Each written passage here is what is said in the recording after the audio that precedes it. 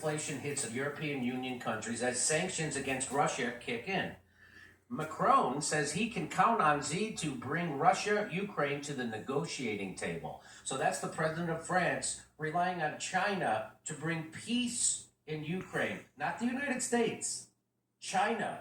Again, another story showing you how the United States is losing. This is what they said Trump was going to do, that he was going to make all our friends leave us and start other partnerships, and we would lose our influence around the world. That's exactly what Joe Biden's administration is making sure happens. Okay, so this Jimmy Dore show can be found on YouTube, Spotify, other places. So right now, China is coming to the table as a superpower to negotiate peace between Russia and Ukraine, which is desperately needed for all the world's sake.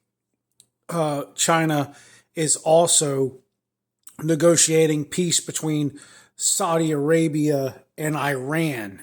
These are things that the United States used to do. These are things that made the United States a global leader. Okay, so we have the BRICS nations. The BRICS nations are Brazil, Russia, India, and China.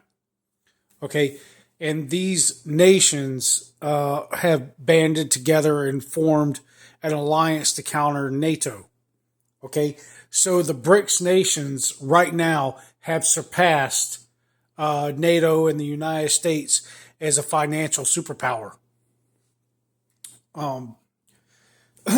The U.S. dollar is collapsing because the U.S. dollar is propped up by what is called the petrodollar, meaning that Saudi Arabia agreed to only trade oil in U.S. dollars, and now Saudi Arabia is making alliances with China and Russia and the other BRICS nations and looking to abandon the dollar and not trade petrol in the dollar.